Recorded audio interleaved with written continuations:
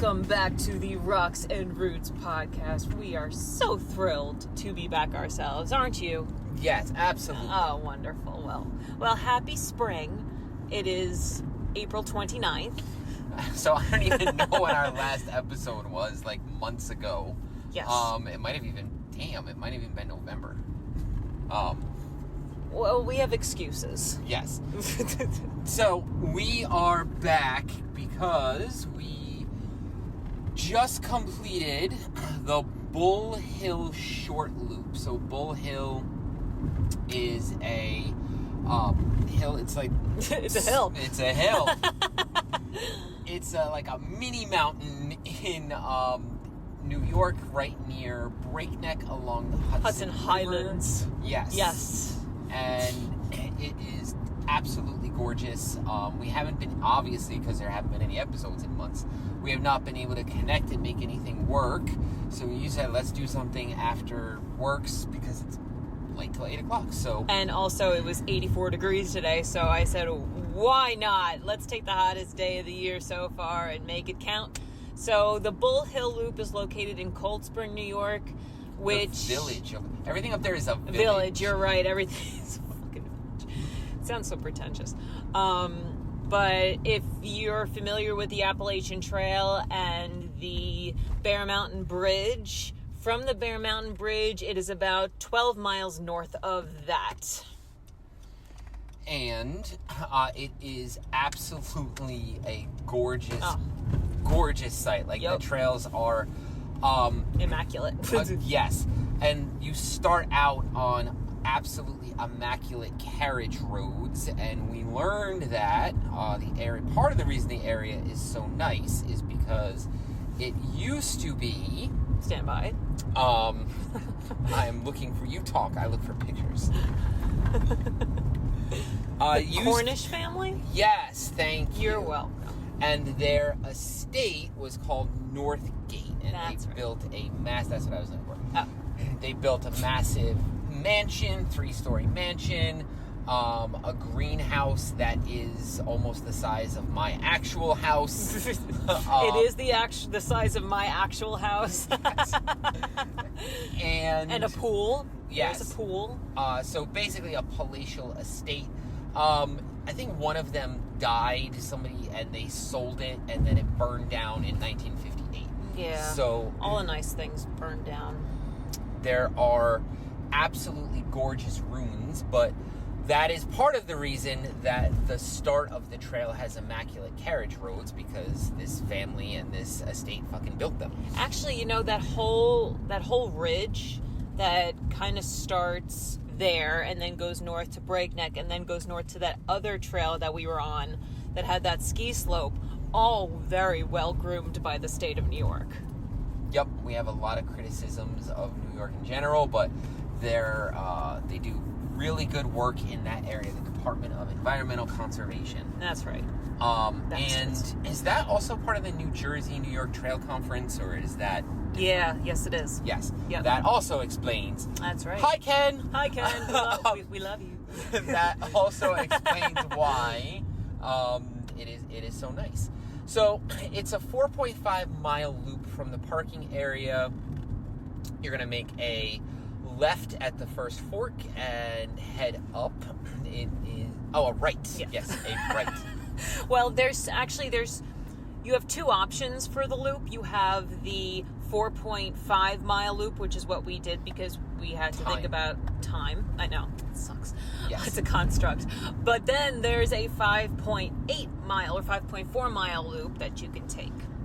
So it's the short loop, and they call it the full loop. So you head right up a gorgeous, immaculate carriage road, and there's a couple of viewpoints overlooking the Hudson, and You get to like this sheer rock face Yes. once you get up to the first false summit. Yep.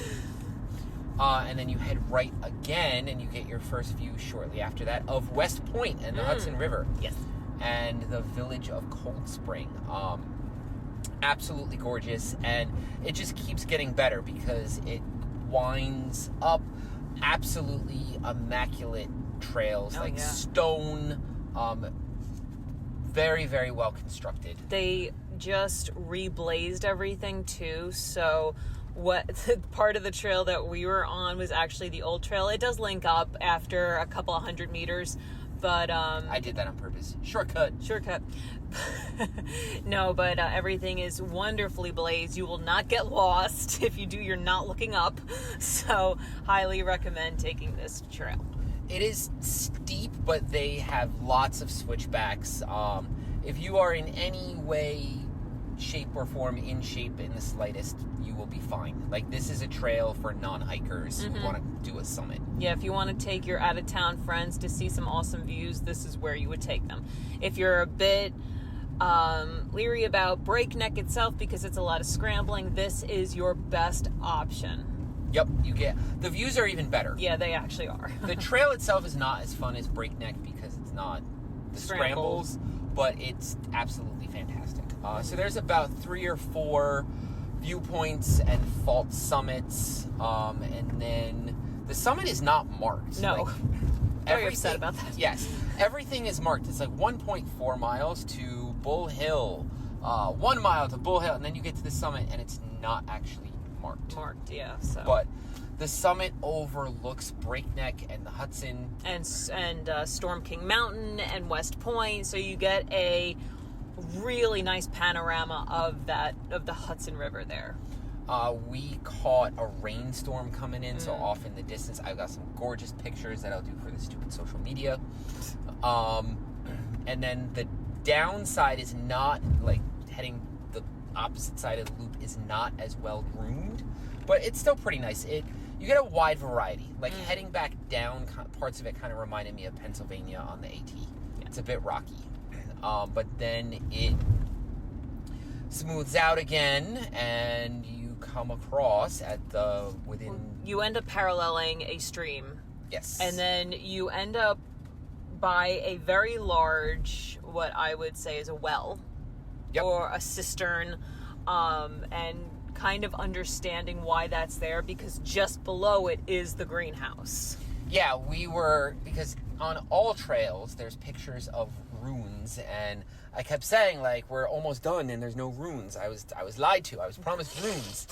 And then we started coming across the outskirts of this estate, the cistern, some retaining walls to mark off property, and we were like, oh, it must have been like a farm or something. And no, it is Northgate, this massive mansion, the ruins of this massive mansion complex. It is absolutely outstanding. Yeah.